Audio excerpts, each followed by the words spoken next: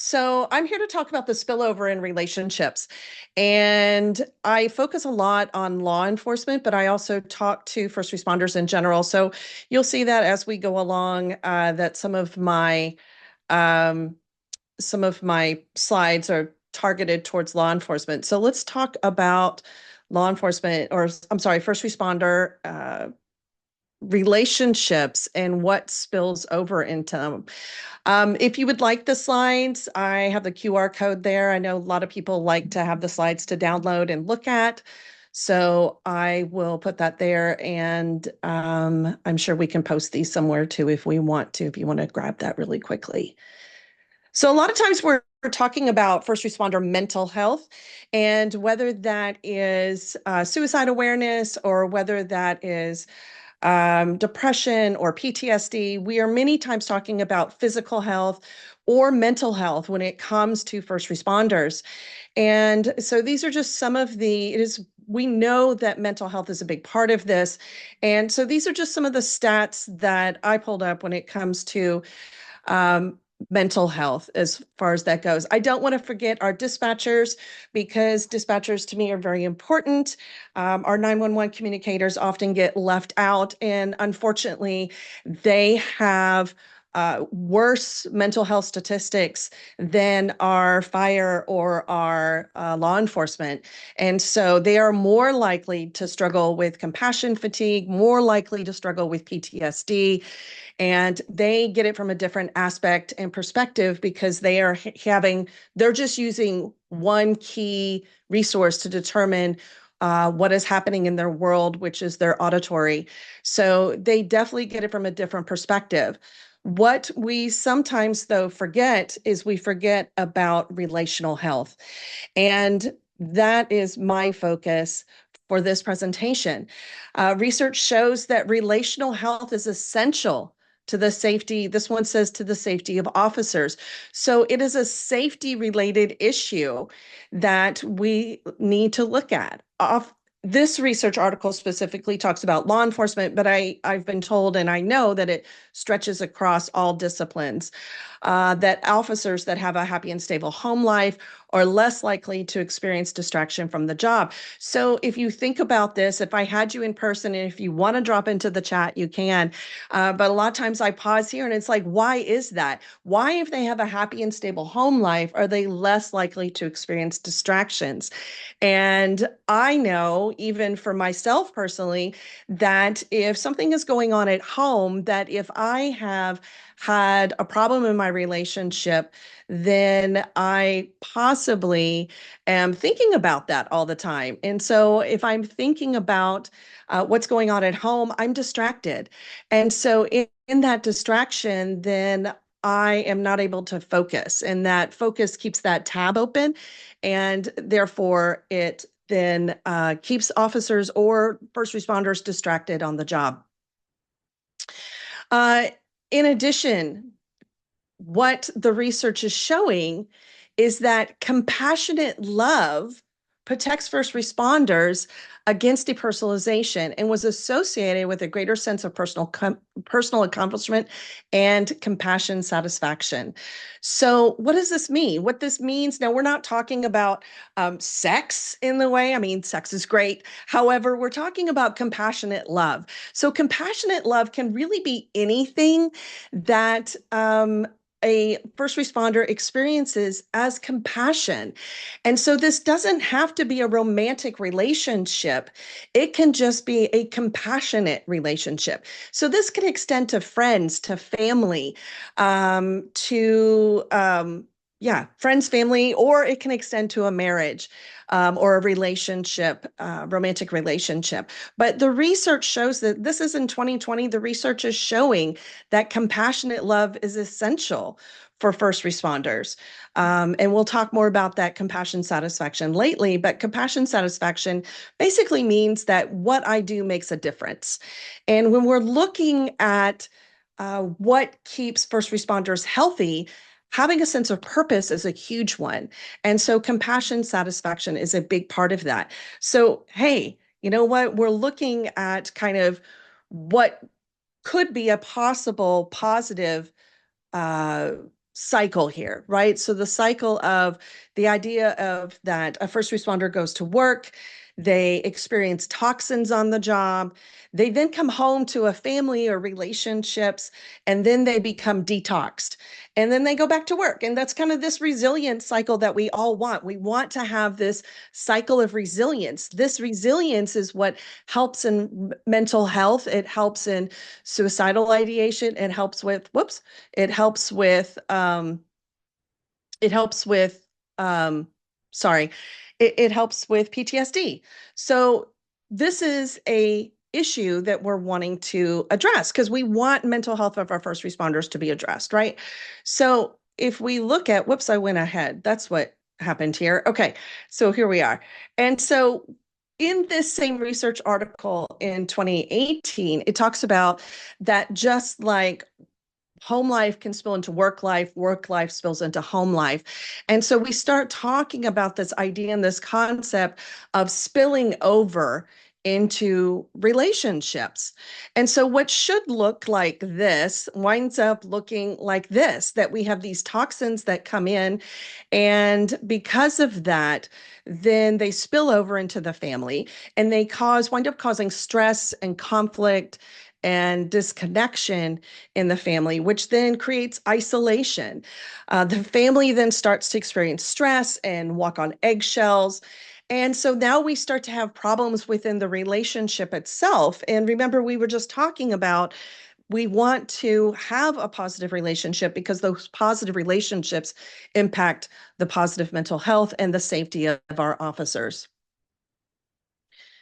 So the spillover just kind of sucks. And it impacts relationships. So, who am I? I am Cyndi Doyle. I am a licensed professional counselor in North Texas. I am in the wife of a law enforcement officer who's now retired. He spent almost 22 years, just shy of 22 years in law enforcement. And this was us when we started. I was so incredibly naive when we started. I had no idea what we were getting into, and really neither did he. He just kind of said, "Oh, I want to be a cop." And I said, "Wow, that sounds like a really stable employment that you want to have." True story. And I thought, okay, well, that's good. He'll always have a job. He'll never be unemployed. And we really had no idea what we were walking into. So, kind of fast forward several years, I wound up very frustrated in my relationship. As a spouse, I wanted to show up. I wanted to have his back. I wanted to be the dutiful spouse and not complain. I wanted to support his career. He had a really tough job, and so I didn't think what I was experiencing really mattered. I also noticed a lot of changes in him. And as I went along in my professional career, I got more into couples and understanding what relationships needed to look like. And I started implementing some of those techniques into my own relationship. And I thought, why isn't this working the same? Uh, I talked to other police spouses, and they basically told me, suck it up, buttercup. They told me this is what happens. I read some of the books out there, and it was focused a lot on trauma, but not on anything else that I saw as far as like how to just improve the relationship. And I, as a counselor, I'm like, I believe in change. And so for me, just to accept that this was going to be my marriage didn't work for me. So along the way, to the point where y'all were talking about Hawaii, we had a trip to Hawaii planned with my parents for their anniversary, and he wound up not coming because he put the career first. He would show up for the department all the time, and what he'll tell you is that he didn't really realize the impact it was having. He was showing up for his career. He was an amazing officer, definitely an alpha, and didn't realize how it was spilling over until, and I was quiet. I was having temper tantrums and just really upset. So along the way, I took my own advice and I said, maybe there's something I don't know or understand, because I would tell other couples, like, hey, you've got to understand that other person's perspective. And I thought, oh, crap, I am probably not doing that. And so that's when I started digging into research. And counseling wise, there was very little to tell me what was going on. And so I started digging into research and research articles and found some articles out there to help me understand as a spouse what my officer was going through and start to understand more about first responder mental health, but the spillover and the conditioning that happens within the career. Um, there was nothing that told me that. And so I thought it was really important that as I found out this information, I decided to put the information out there. And so I started a podcast in 2017. It's called Code for Couples, and started putting information out there for law enforcement and first responder relationships for them to understand, both on the side of the first responder, but also on the side of the spouse. And so they could understand as a couple what was happening and going on and how the training that keeps them safe on the job spills over into their relationship and negatively impacts it. And nobody tells us this. We're starting to get the word out now, but that's my passion and what I like to do now and help others to learn and understand. In 2020, because there was nothing else to do, that's a joke. I was slammed with mental health and I'm a private practice, but I decided to write the book, Hold the Line. And that is everything I know about relationships for law enforcement, but I have definitely been told that the book and my information is impactful for first responders, but also military as well. So it's really important to me. I am rolling with my mouse and not doing correctly, so I apologize for that. So what's important to me is that oh my goodness, let me try this again. That officers and partners understand what's going on. We don't understand what's happening, and I should have changed that to first responders. I apologize. So first responders and partners understand what's happening in the relationship and the spillover that's impacting them. And what we have to do is we have to understand and become more culturally, I say culturally competent. So first of all, let me talk about what spillover is. So this is a lovely picture of my husband now, who is bald now, of course, because stress. No, just kidding. Anyway, so spillover. What is spillover? So this is some research about what spillover is. Basically, it's the stuff that happens on the job that bleeds over and comes home. And so it can be thoughts, emotions, behaviors that bleed over. And I think this is really interesting that it talks about how a spouse, and I'm going to say family, absorbs the work-related stress. We had a speaker yesterday talking about growing up as a first responder child and that how things spill over and the emotional distress. Families shift and change because of that spillover. And this study also talked about how spouses attributed high levels of conflict due to the work-related stress. However, the good part of this is that when families understand what's going on high stress days, they are more likely to be kind about it. They're more likely to be compassionate about it and to impact it in a positive way. So their spouses and families are more willing to be vulnerable. They're more willing to have open communication. They're more willing to have a soft space. However, a lot of times, first responders don't want to talk about what's happening.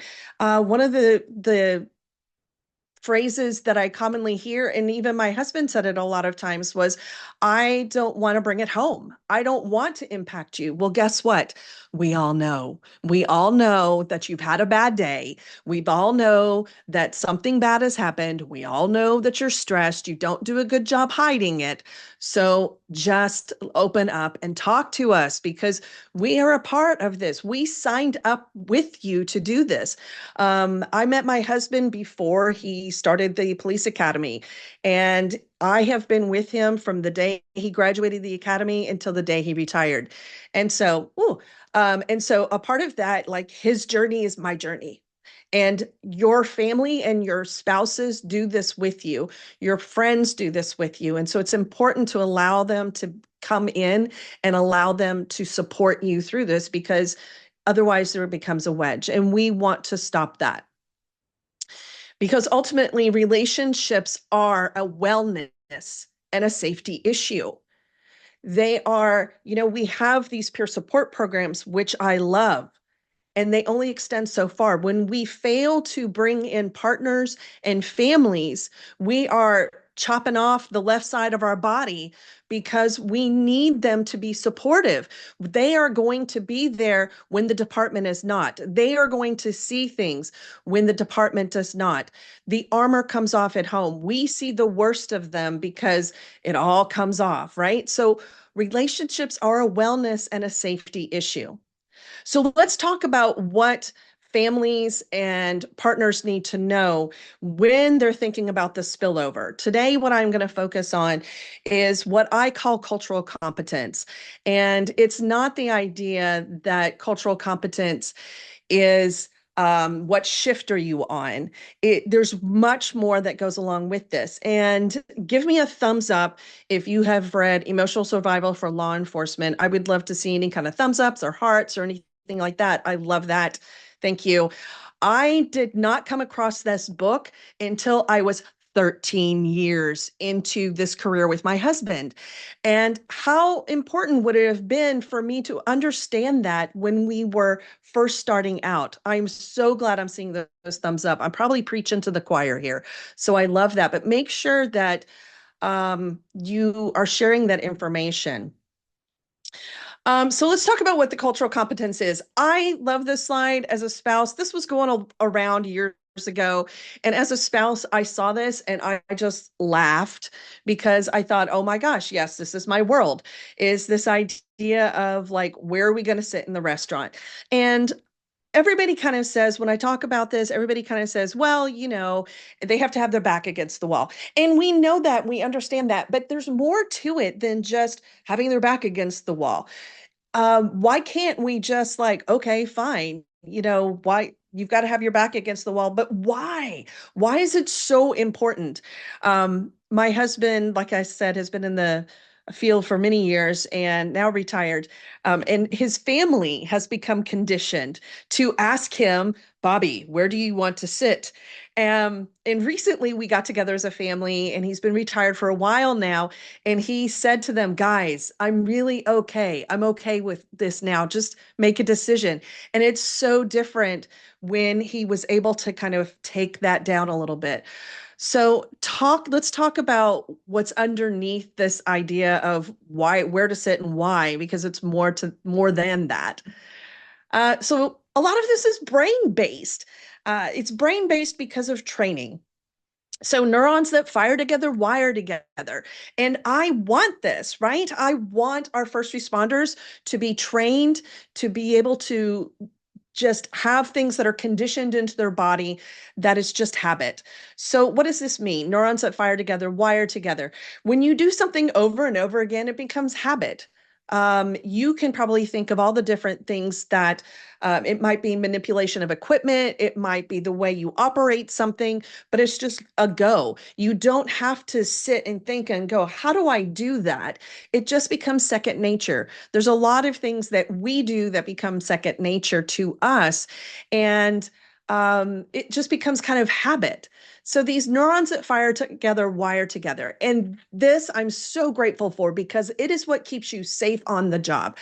So not knocking that, but let's talk about what some of these patterns are that habit keep you safe.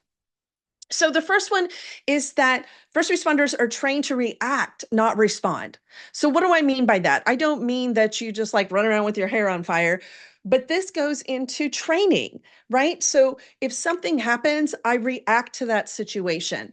I don't sit and think about how that needs to happen. I just react. That training that you go through day in and day out, like I said, I'm so grateful for that. As a spouse, I'm so grateful for that. As a mental health provider, I'm super grateful for that. So you're trained to react and not to respond. But there are aspects to this and to your brain that helps you with this. And I don't have time to get get into this today. But well, we'll get to hypervigilance in a minute. I'll talk about it there. Your brain works differently when you're on the job than when you're off. And so that changes things a little bit. So that's a primary. Let's look at one of the primary conditioned responses that I know my first responders have, and is also my husband definitely does as well. So this is the OODA loop. How many of y'all know what the OODA loop is? Give me like a drop in, a thumbs up, or whatever, a cheers that you want to do there. All right. So here's my quick story. My quick story is that I had no idea what the OODA loop was. I was at a clinical conference there was a military veteran on stage talking about combat trauma. And we're talking to him, and he starts describing this OODA loop. And I am listening to this, and I'm thinking, this sure does sound like my husband. To which I had texted him and I said, hey, do you do you do an OODA loop, or do you know what an OODA loop was? To which he responded, where the hell are you? And I told him I was at this conference. He's like, yeah, I know the OODA loop. And I'm like, this is something that would have helped me 10 years ago to know what the OODA loop was. So the OODA loop, all of you know what this is, but do your families, do your spouses know what the OODA loop is? So OODA loop, observe, orient, decide, and act. It's this loop that your brain goes on, right? So when you were out in public, or when you're dealing with a situation, you are constantly observing because it keeps you safe. You need to observe. You're orienting to what's going on. You're deciding, do I need to do something? And then taking action if not. If you don't take action, it loops back through and goes back to that observing stage. Right? These are things that you know. And the thing is that as a spouse, I had no clue, no idea what the OODA loop was. So do we do this as human beings? Absolutely. If I am in a situation where maybe needing to be a little bit more aware, maybe I am feeling a little nervous, I'm going to observe my surroundings. I'm going to orient to what's happening, decide if I need to do something, and if I do, take an action. That's fine. But let me tell you how your families deal with this or see this when you are out in public. So the brain, unfortunately, becomes conditioned to go, oh, we're in public. We need to be more observant now, right? Keep things safe. So we become more observant, or you become more observant. So fast forward, go into that restaurant. And now you're at the restaurant. True story. My husband would be having a conversation with me, and he'd be doing this. Uh-huh. Uh-huh. Yeah. Yeah, I get it. To which I was thinking, what? I'm sure you could guess what I was thinking. You're not listening to me. Who's more interesting than I am? And I would have all these thoughts in my head about what was happening, because we think in story. And so I was creating story around his conditioned behavior that keeps him safe on the job. And I just assumed that I was not interesting. So I stopped talking, to which it would be just a little bit different. And he would then say, it'd be like a couple, like, I don't know, 5 seconds, 10 seconds, to which he would say, why did you stop talking? And I said, you're not listening to me. And he'd say, yes, I am. And I said, fine, repeat what I said. And he'd be able to rattle it off. It was so annoying. But what we are trained to know is that if we're communicating, a lot of times, if we're communicating, we're having eye contact, right? So if I'm not getting eye contact with you, you're disinterested, you're not listening, and we make these assumptions. It winds up impacting our relationship, right? So this is a spillover, something that keeps you safe on the job that spills over. Let's look at hypervigilance. So hypervigilance is a biological response, right? So you have to go up. This is where the brain goes into a hypervigilant state where the cortisol kicks in, right? And it becomes this higher fight or flight kind of experience, but your brain is working on all cylinders. Frontal lobe and the amygdala are working together, and that's why when you're on the job, you're reacting. In the training is clicking in. You're not like going, "Oh my God, what do we do?" So many times, yes, Sean said we split our brains. That is so true. So true. So you're alive, you're tuning in, you're doing the thing, and it's like a workout for your brain. And we want this because on the job, it keeps you safe, right? And so what goes up must come down. And so because of that, the come down is exhausted, numb, apathetic, a big old grump. I used to call my husband a grumpapus, um, disconnected. So this, once again, really important to stay on the job. You want to stay focused on the job. You want to have this hypervigilance. It's what keeps you safe. As a spouse, I don't want you to not be hypervigilant. However, I hate the downside because here's what's happened. Your brain changes. It's a workout for your brain. So that prefrontal cortex goes offline.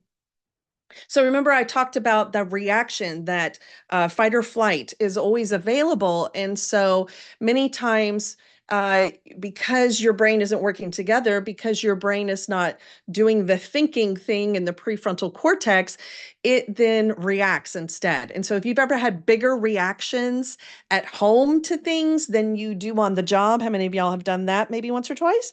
Then this is why it's that downside of hypervigilance. And so first responders wind up being apathetic, disconnected, grumpy. A lot of times there's some anxiety. It feels like depression because it's this downside.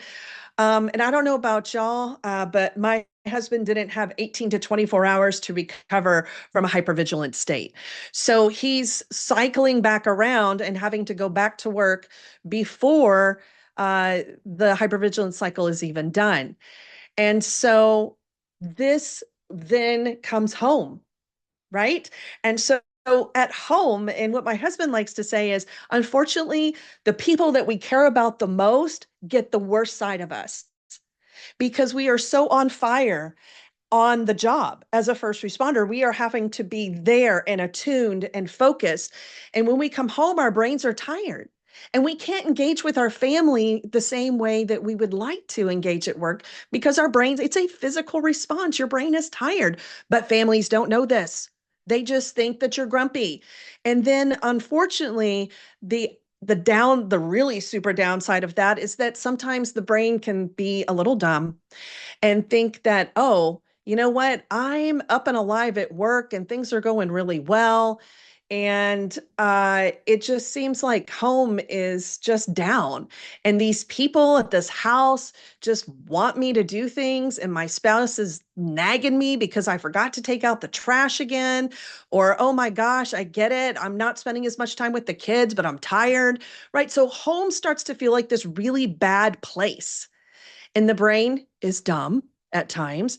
And so the brain starts thinking things like home bad, work good. Or it starts thinking like my relationship is bad. And then the door's open, right? Gosh, I have a great relationship when I'm at work and talking to that auxiliary or whatever else uh, whoever else you're engaging with. So I don't know what the big deal is.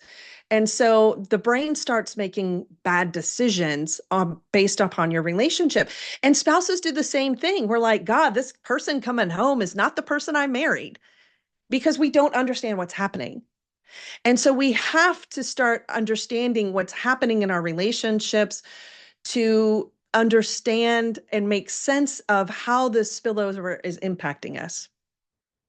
Another big aspect of spillover is going to be mindset. And I'm just going to touch on one specific mindset here that Dr. Gilmartin talks about in his book. Sorry about that. And this perspective is, let's just start with cynicism, right? Cynicism. Cynicism is kind of the like, I don't trust people, they lie. I mean, if you're on law enforcement, how many drinks does somebody have when you pull them over? It's always two, right? Always two.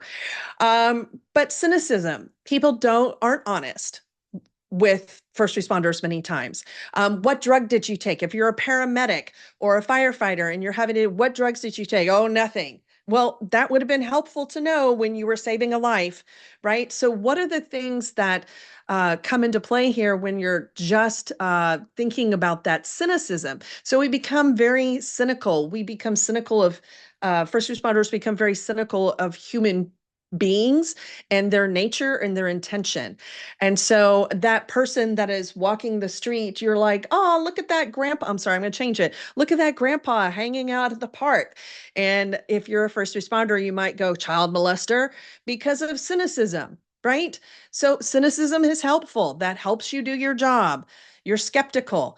But then we also have the BS factor, and I put everyone's a blank.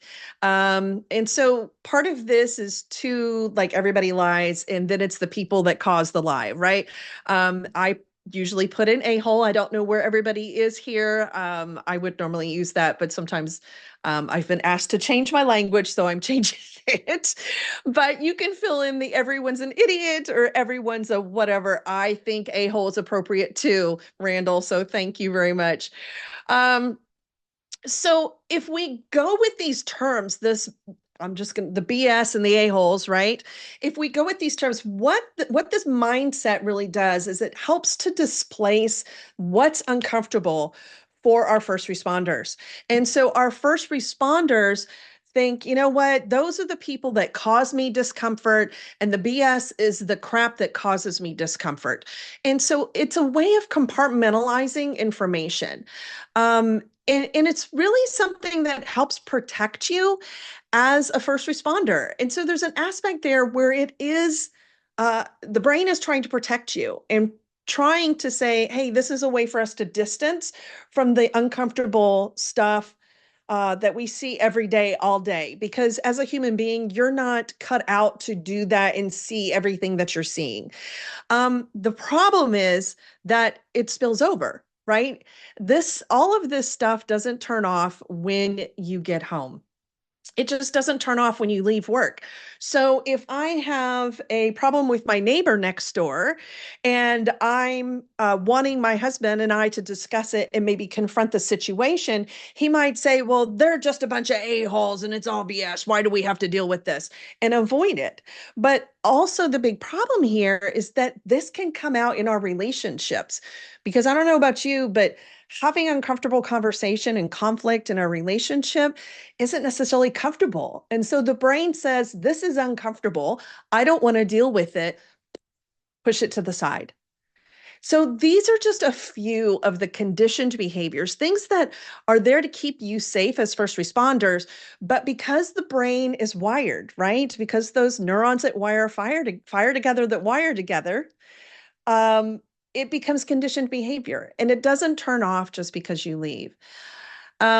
So I think I've kind of explained why this matters, because the fact is that it spills over, but it's not just that it spills over, but spouses and families can become unintentionally trained by this spillover.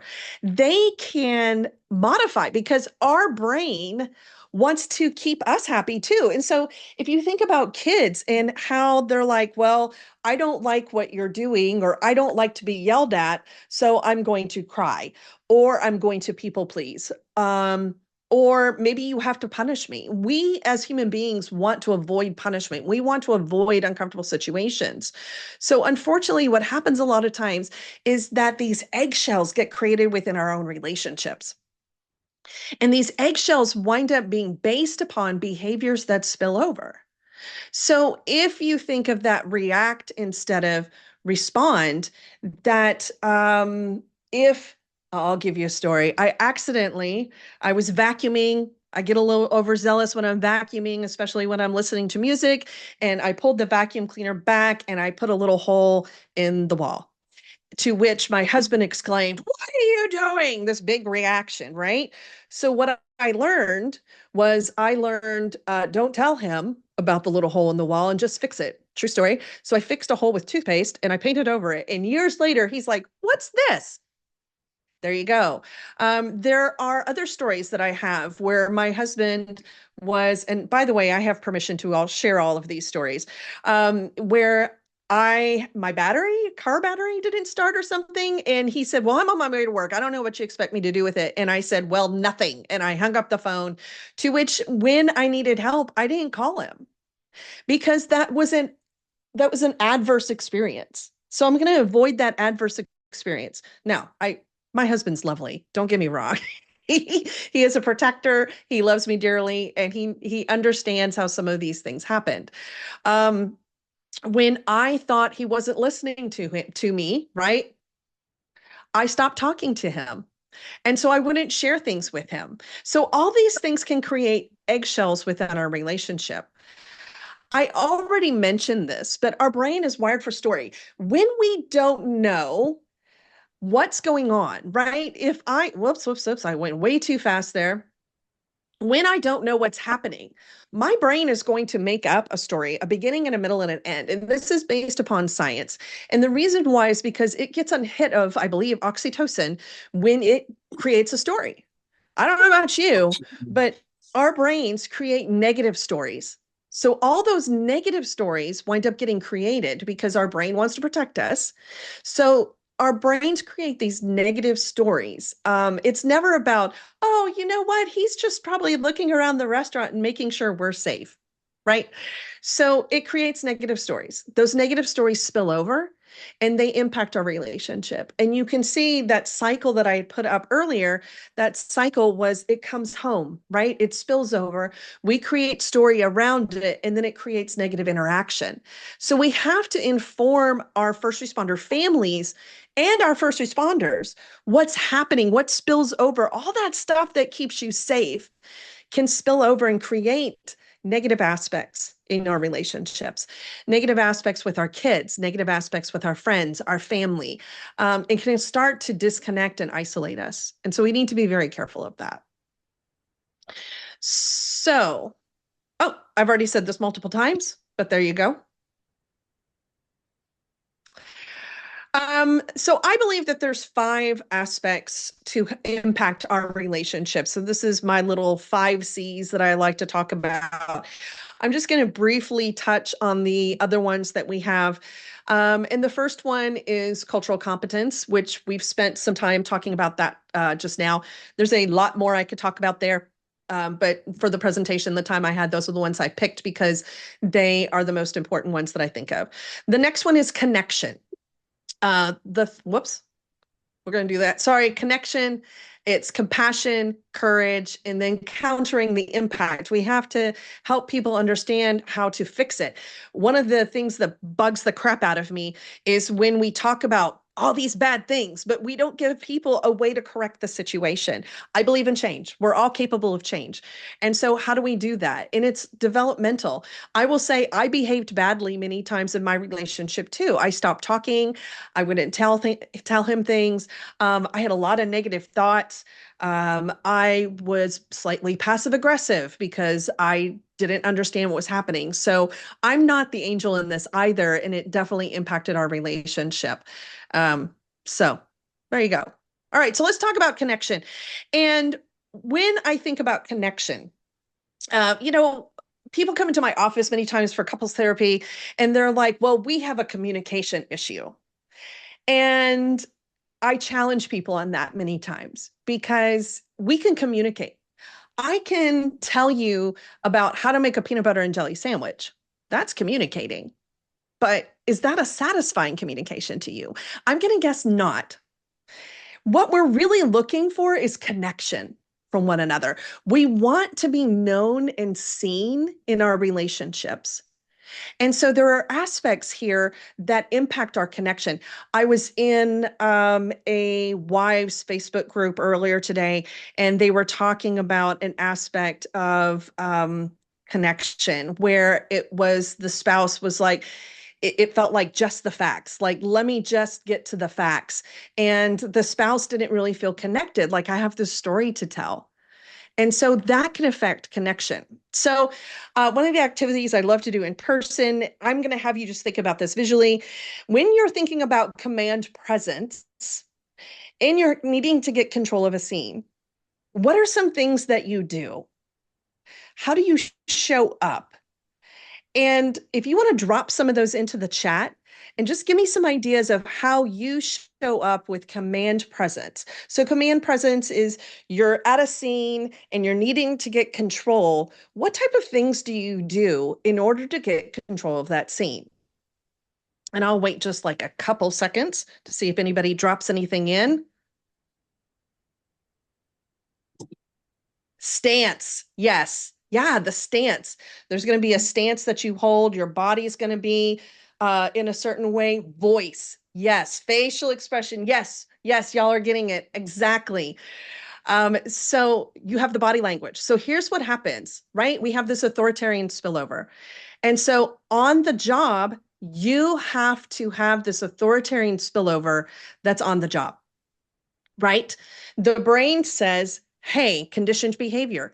The brain says, hey, this scene is starting to ramp up. It's getting a little out of control. We've got to get control of the scene. These spectators are like getting too close. So, how am I going to do that?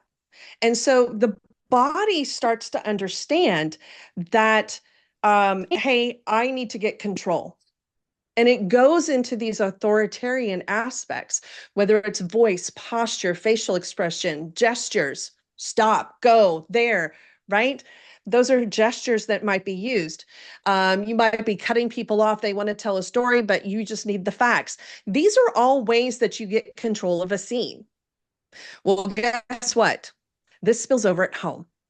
So when there's conflict at home, when something is uncomfortable, many times we go into this aspect and you start to use that posture, you start to use that facial expression. So it might be that you and your spouse or you and your child are having a difficult conversation. And what they see in your eyes is a facial expression, or what they see in you is, or what they hear is your voice. And so what that then does How you is doing? that then, Should whoop, be right with you. Yeah, somebody's great. jumping in. I think John maybe needs to mute. And so part of that then spills over. Hi. So whoop, that creates our eggshells. There we go. That creates our eggshells in our relationship, and it creates like a disconnection. It's something that, as a first responder, being aware of how that spills over is really important. So if you've ever had your, if you've ever had somebody in your family say, I'm not your citizen, or that's what I used to say to my husband, or if you've ever had your kids say, I'm scared of you, and you think, why are you scared of me? This might be an aspect because it impacts the connection, keeps you safe on the job, impacts the connection. Um, let's look at the next one. And that was just a sample of that. Compassion.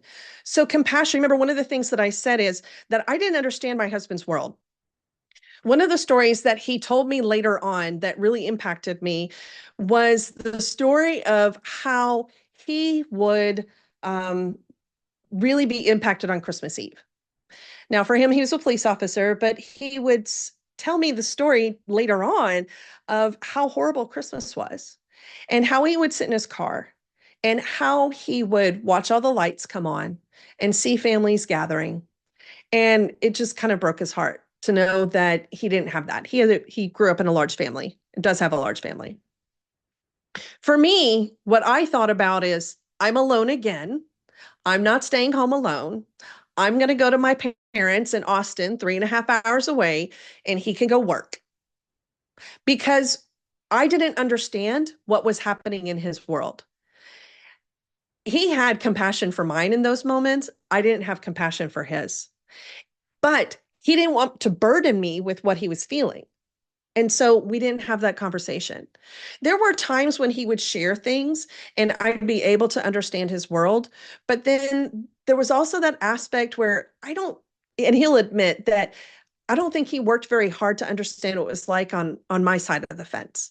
He didn't understand what it was like to have to go to events alone. He didn't understand what it was like to have people comment and say, oh, are you really married or is he a ghost? Oh, he's not here again. Why can't he just ask off work? That was crappy. And as a spouse, I dealt with it. And because I felt like it was my duty, but caused resentment after a while. So we didn't have these conversations because we were both protecting each other from how this lifestyle as a first responder impacts us individually. And so we didn't allow ourselves to have compassion for each other or to, what I like to say, stand in each other's shoes. We have to, and in order to do that, I have to open up and share something about me. And I have to be willing to listen to and hear about your world as well. And so it sounds easy.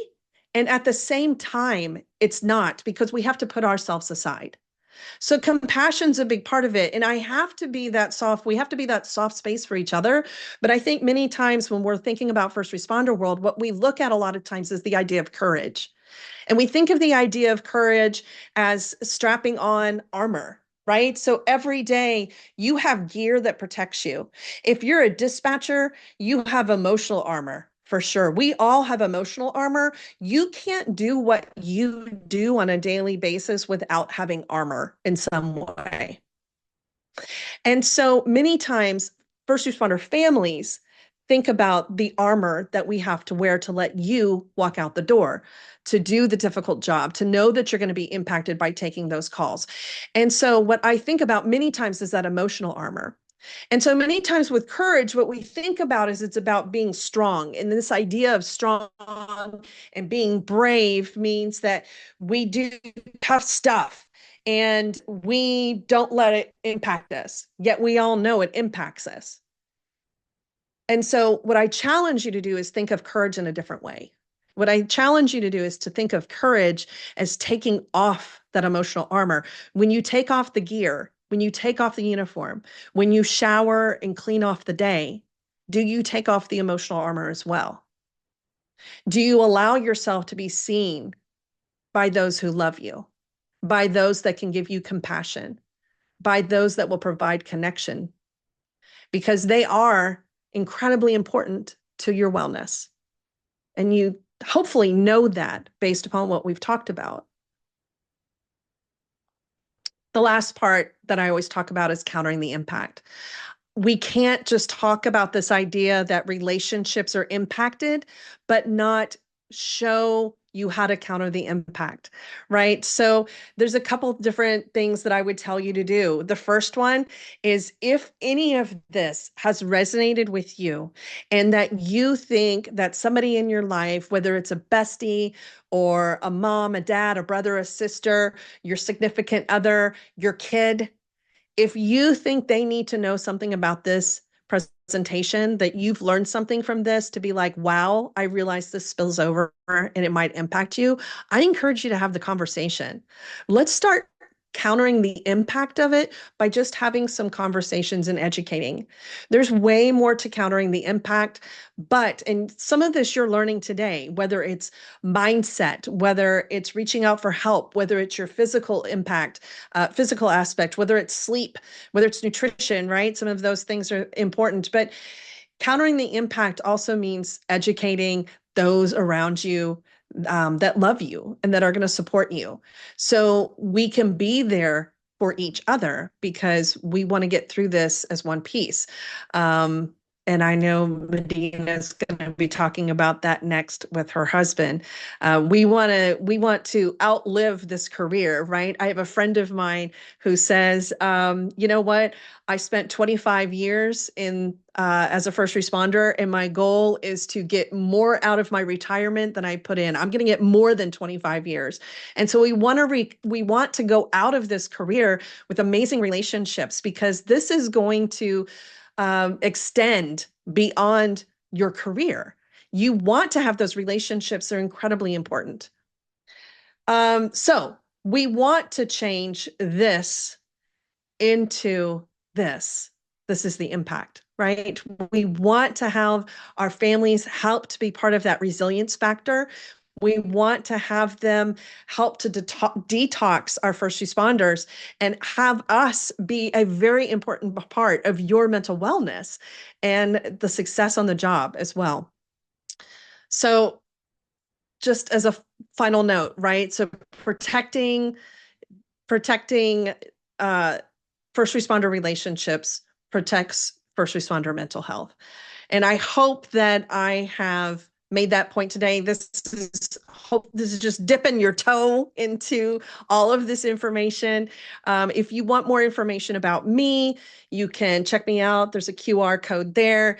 You can link to me on my social or check out my website, or I think the link to my book is in there as well. I noticed that Arizona 100, I think somebody was saying that the course, the 20 Minutes to Connection course is available through Arizona 100 for those individuals. That's a course that I did with Rebecca Lynn, who is the proud police wife. And it's not a 20-minute class. It's how to have connection within 20 minutes. I'm quickly going through these comments to see if there's anything else that I can answer. I appreciate all the feedback, y'all. When it's hard to do these virtual presentations at times, and it's so great when people are like thumbs up and you're reacting. So I really appreciate it. Thank you so Cindy, much. we And do have a I am going question. to We turn do it have a back. Yeah, question. sure. So this person had stated that my spouse gets easily offended over the littlest things, so it constantly feels like I'm walking on eggshells and can't say how I feel or to be honest. Our communication is very one-sided where I can express feelings and the response is, okay, I hear you, and that's it, not really a response. My spouse will say they have to think over what I said and it doesn't get brought up again until I can't push it down any longer and I explode. What would you say would be beneficial as a short-term solution for something like that? Well, I think a couple different things. I don't want to introduce somebody else, but I think that if that person needs to talk, making sure that they have a place that they can talk for sure. Second, I would say I think there needs to be a communication. I would say get curious. What is it? I'm assuming that this is a first responder struggling to talk to their spouse or significant other. And so what I would say is get curious. Uh, what makes it difficult to listen? Find out what that's about. My guess is maybe there's some built up resentment. And so maybe that spouse needs to be heard out as well. Maybe that spouse feels like things are a little one sided. And so open up a conversation about, hey, I try to open up to you. It doesn't seem like it's really interesting to you. What is it that you think I don't understand about you? It sounds like maybe you don't want to connect to me. Can you tell me why? And really being curious is incredibly important, not defensive.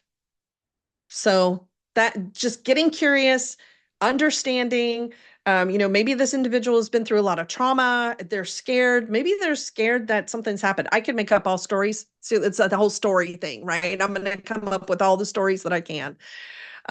So That's that's great that's where I advice. would start. Get Thank you. curious. I like that. That's awesome. Cindy, this was a fantastic presentation, and I really enjoyed hearing you speak, and I know that others did too. If you could stick around and go into the chat box and respond to everybody, that would be really I will. awesome.